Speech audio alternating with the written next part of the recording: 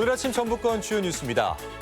문재인 대통령이 두 달이 채 안 돼 다시 전북을 찾아 핵심 국정과제로 활기찬 미래 농촌 육성을 천명했습니다. 송하진 도지사가 암 집단 발병 사태가 발생한 익산 장전마을 현지에서 공식 사과했습니다. 주민들은 뒤늦은 대처라며 아쉬움을 쏟아냈습니다.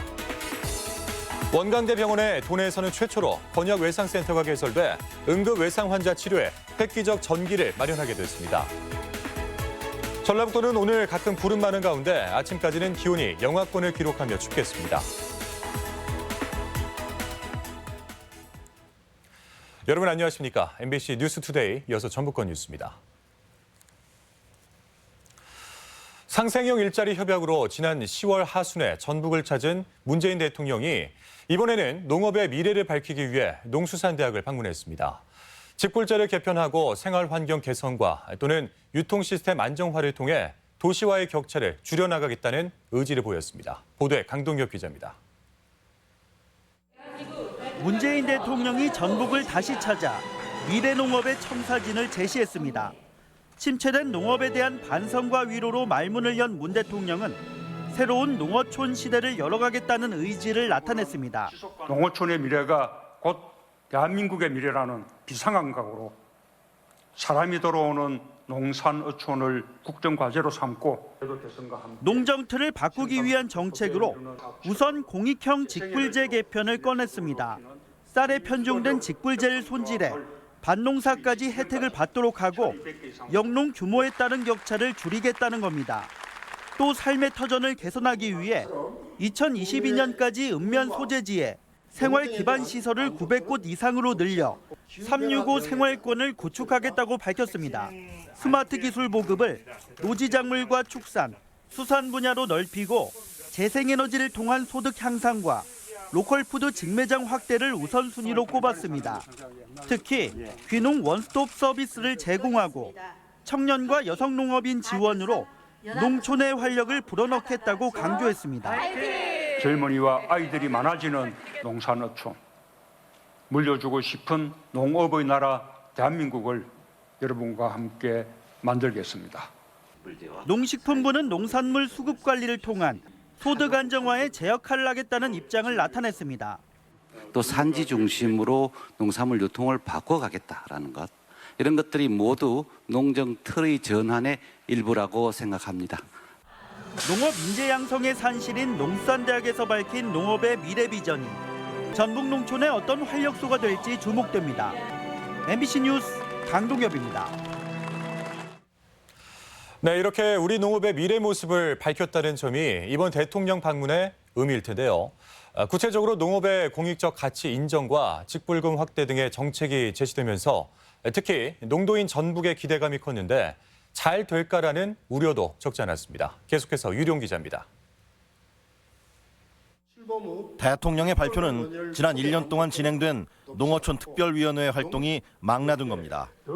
사회 속에서 농업의 중요성을 인식하고 유럽 농정의 변화를 이끈 코크 선언과 같은 혁신적인 변화의 메시지를 담았습니다. 그 핵심 정책이 농민을 보호하고 환경을 보존하는 논밭 직불금 지급 방안인데 반응은 조심스러웠습니다. 가난한 지역의 농어민 입장에서는 중앙정부에서 일괄적으로 지급하는 직불금을 좀 더 늘려주시는 게 좋다는 생각입니다. 도농 격차를 줄이고 귀농 귀촌의 희망을 열기 위한 계획으로 농촌 인프라 확충과 전북이 앞서 나간 로컬푸드 직매장 5배 확대 방안도 관심을 모았습니다. 동네 어르신들도 기초연금과 로컬푸드에서 얻는 소득이 월 50에서 100만 원 정도 나름대로 만족하며 농산물 생산과 유통 관리를 선진화해 소비자의 신뢰를 얻겠다는 청사진도 나왔지만 이미 기득권화한 대농들이 정책에 부응할지는 의문점으로 남았습니다. 소위 말하는 상위 10%의 농민들이 가지고 있는 기득권을 내려놓지 않으려고 하고 있습니다. 농정의 파트너였던 그 사람들이 새로운 변화된 농정책을 그렇게 달가워하지 않는 것 같습니다. 또 위원회의 기대만큼 농업 관료들이 기존의 관행을 탈피할지 예산 타령에 또다시 장밋빛 청사진에 그치는 것은 아닌지 현장의 목소리에는 기대감 못지않게 아직 믿지 못하겠다는 반응도 적지 않았습니다. MBC 뉴스 유룡입니다. 문재인 대통령이 민주주의의 뿌리로서 동학농민혁명의 가치를 재확인시켰습니다. 문 대통령은 어제 타운홀 미팅 보고대회 모두 발언을 통해 전북에서 시작된 동학농민혁명의 정신이 3.1 독립운동과 대한민국 임시정부 수립, 민주공화국의 근간이 됐다고 의미를 부여했습니다. 문 대통령이 동학혁명의 의미를 도내서 언급한 것은 처음으로 동학농민혁명 국가기념식에서의 대통령 참석 여부도 관심이 모아지고 있습니다. 네, 다음 뉴스입니다. 비료 공장의 담배 찌꺼기인 연초박이 집단 암 발병의 원인으로 밝혀져 충격을 줬던 익산 장전마을. 송하진 도지사가 처음으로 마을을 찾아 공식 사과했습니다. 주민들은 행정의 방치로 이런 참사가 났다며 참아온 분통을 터뜨렸습니다. 김하연 기자가 다녀왔습니다. 10년 가까이 발암 물질을 뿜어내며 주민들을 죽음으로 내몬 비료 공장에 송하진 전라북도지사가 방문했습니다. 암 발병 사태 전후로 도지사가 마을을 찾은 건 이번이 처음입니다. 지난달 환경부 역학조사로 비료 공장과 집단 암 발병의 연관성이 입증됐지만 방치된 폐기물이 곳곳에 쌓여 있고 저수지 오염도 그대로입니다. 여과 시설이 없어요. 정화 시설이. 그러면 그냥 저수지로 흘러들어 버렸어요. 뭔 조치를 했냐고요. 예? 100번 신고를 하면 뭡니까? 송하진 지사는 암 발병 사태에 대해 공식 사과하며 머리를 숙였습니다. 장전마을 주민 여러분께 진심으로 깊은 사과와 위로의 말씀을 드립니다. 또 공장과 저수지 인근 오염원 제거, 심리치료 등 주민 건강 지원을 약속하고 장전마을 유사 사례에 대해서는 사업장 관리와 주민 피해 조사를 사전적으로 실시하겠다고 밝혔습니다. 뒤늦은 방문에 주민들은 분통을 터뜨렸습니다. 암 발병으로 마을이 초토화되기까지 수차례 민원을 제기했는데도 행정이 법 기준 핑계만 대고 수수방관했다며 원망을 쏟아냈습니다. 2010년도 물고기 떼죽음 당했을 때 그때만 조금만 누가 서둘러 주셨어도 우리 주민들 다 안 죽었습니다. 에? 연초박을 위탁 처리한 KTNG에 정치권이 나서 책임을 물어줄 것을 요구하기도 했습니다. 주민이 시장님하고 도지사님이 가셔서 데모하셔야 돼요. 왜 주민들이 행정 때문에 피해를 보고 우리가 왜 데모를 하러 댕겨야 하냐고요. 행정이 잘못했잖아요. 관리 감독 안 했잖아요. 수십 명이 암에 걸린 환경 참사. 건강 피해는 물론 정신적 트라우마까지 가지고 살아가야 하는 주민들에게 늦었지만 이제라도 진실성 있는 대책이 뒤따라야 할 것으로 보입니다. MBC 뉴스 김하연입니다. 국민체육진흥법이 개정되면서 정치인의 체육회장 겸임이 금지됐죠.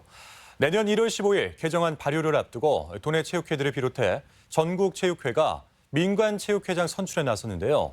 어제 진안에서는 높은 관심 속에 전국 첫 번째 민선 회장이 탄생했습니다. 박연선 기자입니다. 전국에서 가장 먼저 민간 체육회장 선거를 치른 진안군 체육회. 높은 관심을 반영하듯 투표 개시 1시간 반 만에 대의원 35명 전원이 투표를 마쳤습니다. 유권자들은 처음 시행하는 민간 회장 선거에 어색해하면서도 큰 기대감을 나타냈습니다. 민간 차원에서 이런 회장에 출마해서 진행된다는 것을 아주 긍정적으로 생각을 하고 기대가 깊습니다. 4명의 후보자가 나선 진안군 체육회장 선거에서는 기호 1번 정봉훈 후보가 35표 중 18표를 획득하면서 전국 체육회를 통틀어 최초의 민선 회장이 되는 영광을 안았습니다. 민선 체육회장답게 체육회를 이끌어가고 예산적인 측면에서도 정치권과 잘 협력해서 전라북도는 진안을 시작으로 다음 달 10일까지 전라북도 체육회와 각 시군에서 민간 체육회장을 선출하게 됩니다. 전국적으로는 245개의 광역 시군 체육회의 수장이 민선 회장으로 바뀌게 됩니다. 현재 17개 시도와 228개 시군구 체육회에서 민간 체육회장 선출을 위한 선거 준비가 지금 한창 진행 중입니다. 문제 없이 선거 잘 치러질 수 있도록 체육 관계자 여러분들의 협조를 좀 당부드립니다. 하지만 당선자나 후보자가 여전히 단체장의 측근 또는 지역 정치인인 경우가 많아 정치와 체육의 분리라는 법의 취지가 제대로 작동할 수 있을지 우려하는 시각이 많은 게 현실입니다. MBC 뉴스 박연선입니다. 네, 교통사고나 추락사고로 인한 중증 외상 환자는 골든타임 안에 신속한 치료를 받느냐에 따라 생사가 갈릴 수 있습니다. 이런 환자를 전문적으로 치료하는 권역외상센터가 도내 최초로 익산 원광대 병원에 문을 열었습니다. 한범수 기자입니다. 구급대원이 이송해온 중증 외상 환자를 의료진이 에워쌉니다. 환자 상태를 파악하기 위한 검사를 마치자마자 전문의가 응급조치를 이어갑니다. 이처럼 중증 외상 환자만을 전문적으로 다루는 권역외상센터가 전국 14번째, 도내 최초로 익산 원광대병원에서 문을 열었습니다. 권역외상센터는 교통사고 피해자와 같이 신속한 물리적인 치료가 이뤄져야 하는 중증 외상 환자를 위한 의료시설입니다. 교통사고나 추락에 의한 다발성 골절 또는 출혈을 동반한 중증 외상 환자의 365일 24시간 병원 도착 즉시 응급수술이 가능하고 이들의 경우 골든타임을 지키는 게 더욱 중요한 만큼 최첨단 의료 장비를 갖춰 정밀 검사와 수술을 병행할 수 있도록 한 점이 특징입니다. 기존 응급실과 달리 외과와 신경외과, 흉부외과 등 다양한 분야 전문의들이 실시간으로 치료 과정에 합류할 수 있습니다. 의사는 바로 나왔는데 방사선사가 없어가지고 문제가 있었는데 이제 바로 상시를 하기 때문에 이게 빨리빨리 돌아갈 수가 있고 주변에 있는 닥터헬 기장을 이용해 외상 환자를 빠르게 옮겨올 수 있는 구조 역시 장점입니다. 수익성이 떨어진다는 이유로 대형 병원들이 외상 환자를 위한 의료시설 구축에 소홀했던 게 그동안의 현실. 뒤늦게나마 정부가 직접적인 지원에 나서면서 외상 환자를 위한 기본적인 의료 안전망이 갖춰지고 있습니다. MBC 뉴스 한범수입니다. 민주노총 공공운수노조 호남고속지회가 밤사이 사측과 단체 교섭권 등의 일부 합의하면서 예고된 부분 파업을 전면 철회했습니다. 이에 따라 운행 차질이 예상됐던 전주 시내버스 14개 노선과 시외버스 26개 노선은 문제없이 모두 정상 운행될 것으로 보입니다. 총선 출마자로 거론되는 이상직 중소벤처기업진흥공단 이사장이 경찰 수사를 받게 됐습니다. 전주 완산경찰서는 공직선거법 위반 혐의로 이상직 이사장을 입건해 조사에 착수했다고 밝혔습니다. 전북선관위는 이상직 이사장이 올 초 지방의원들에게 본인 명의의 명절 선물을 보낸 정황을 포착했으며 검찰의 고발 조치에 사건이 경찰에 배당됐습니다. 민주노총 전북본부는 더불어민주당 도당 앞에서 기자회견을 열고 이강래 한국도로공사장이 톨게이트 수납원 정규직화에 무책임하고 불통으로 일관했는데 국민의 대표인 국회의원 선거에 나서는 건 있을 수 없는 일이라고 비판했습니다. 이강래 사장은 남원 출신 3선 의원의 이력으로 최근 사표를 제출했으며 오는 17일 퇴임합니다. 동료 교수를 성추행한 전북대 교수에게 학교 징계위원회가 정직 3개월을 결정했지만 총장이 이를 받아들일 수 없다며 재심의를 요청하기로 했습니다. 전북대에 따르면 김동원 총장은 징계위의 결정대로 처분할 수 없다며 최근 교육부에 징계 재심의를 요청하는 절차를 밟도록 지시했습니다. 대학 측은 평소 총장이 학내 비위와 성범죄에 매우 엄중하게 판단하고 있는 것으로 안다고 말해 결과가 주목됩니다.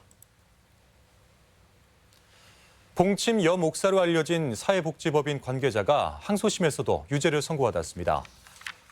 전주지방법원은 의료법 위반과 아동학대 등의 혐의로 기소된 A씨에게 징역 1년과 집행유예 2년을 선고하고 아동과 장애인 관련 기관 취업을 3년간 제한했습니다. A씨는 지난 2011년 입양한 아이를 24시간 어린이집에 맡겨 방치하고 벌독이 우려되는 봉침으로 무면허 의료시술을 한 혐의로 기소됐습니다.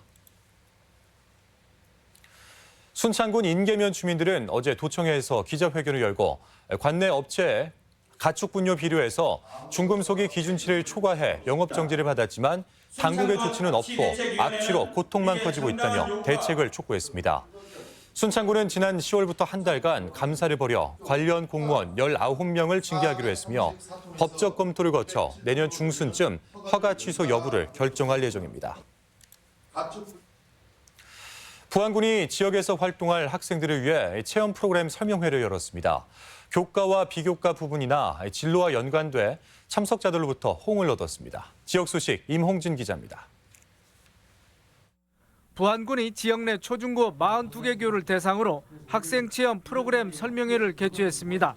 이번 설명회는 초등학교 방과후 수업과 중학교 자유학기제, 고등학교 진로체험 등이 농촌체험마을에서 진행될 수 있도록 딸기 수확을 비롯해 김장체험, 한지공예 등을 소개했습니다. 부안교육지원청도 안내책자를 제작해 배포하고 새로운 체험처 발굴을 적극 추진할 계획입니다. 초중고 학생들의 체험학습 활동 프로그램 설명회를 계기로 새로운 체험처 발굴과 참여업체 인프라 확대에 역점을 두고 추진할 계획입니다. 고창군이 공무원 연금공단과 은퇴자 공동체 마을 운영을 위한 업무 협약을 체결했습니다.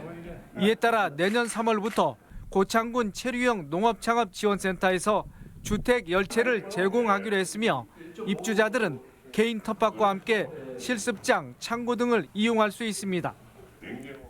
남원시가 국비 10억 원을 확보하면서 시립 육아종합지원센터 건립에 탄력이 붙을 전망입니다.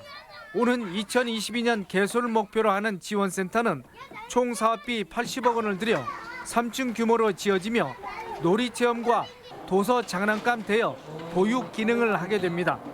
또한 지역 특성에 맞는 각종 서비스 프로그램을 개발하고 59개소 어린이집의 운영을 지원합니다. 육아에 대한 다양한 욕구에 부응하고 아이 낳고 키우기 좋은 환경을 조성해 나가도록 하겠습니다. 완주군은 대기 오염원인 자동차 배출가스 저감을 위해 올해 노후 자동차 2,000여 대에 총 51억 원을 지원했습니다. 또한 내년 예산에 50억 원을 편성해 배출가스 5등급 조기 폐차 1,000대, 매연 저감 장치 75대, 전기 자동차 116대 등 총 1,300여 대를 대상으로 상반기 중에 투입할 계획입니다. MBC 뉴스 임홍진입니다. 군산 상공회의소의 이재용 탄원서 논란이 확산되고 있습니다. 참여자치 군산 시민연대 등 11개 단체는 성명서를 내고 군산 상공회의소가 삼성 SDI 군산 유치를 위해 이 부회장의 선처를 바라는 탄원 서명을 추진하는 것은 군산 시민을 모독하는 행위라고 주장했습니다. 이들은 또한 지난 2011년 새만금 그린에너지 투자 협약을 철회한 삼성에게 또다시 우롱당하는 일이라고 지적했습니다. 2020학년도 대입정시 지원 전략 마련을 위한 입시 설명회가 내일 오후 2시 전북교육문화회관에서 개최됩니다. 전라북도 교육청에 따르면 수험생과 학부모, 교사 등 500여 명을 대상으로 한 이번 입시 설명회는 대입 전형 특성과 수능 성적 결과를 분석하고 대입 정시 지원 전략과 정보를 제공합니다. 이와 함께 전북권 대학과 교대, 지방 거점 대학에 관한 자료가 배포될 예정입니다.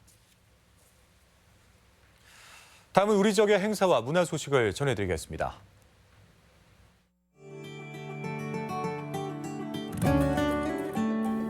국립무형유산원은 내일 얼수마루에서 다양한 무대로 마련된 송년 공연을 엽니다. 나금추 선생 추모제 공연이자 부안 우도 농악단의 정기 발표회가 내일 부안 문화예술회관에서 있습니다. 이소부화 토끼와 거북이를 재해석한 인형극 속임수에 걸린 꾀보 토끼가 내일 군산 어린이 공연장에서 열립니다.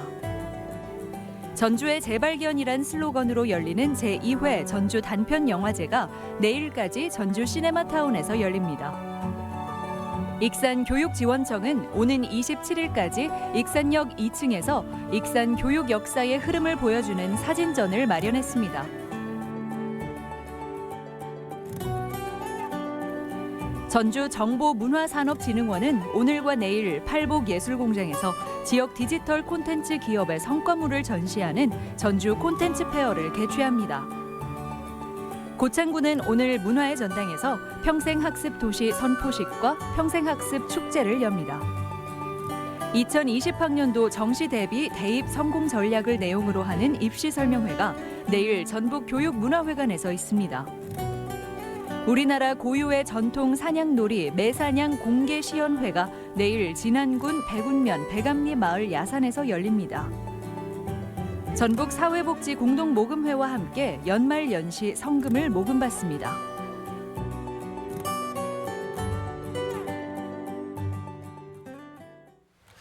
다음은 날씨입니다. 전라북도는 오늘 가끔 구름 많은 가운데 아침까지는 기온이 영하권으로 기록하며 춥겠습니다. 지역별 기온입니다. 전주는 아침 기온 영하 2도에서 낮 기온 9도, 익산 영하 4도에서 9도, 동부권 무주는 영하 8도에서 9도, 진안 영하 7도에서 8도, 서해안권 군산은 영하 3도에서 8도, 고창 영하 8도에서 9도 등을 기록하겠습니다. 현재 초미세먼지 농도는 전주와 김제, 부안, 진안, 장수, 임실, 순창이 보통, 나머지 지역은 좋음 수준을 보이고 있습니다. 오늘 하루 미세먼지와 초미세먼지 농도는 좋음 수준을 보이겠습니다.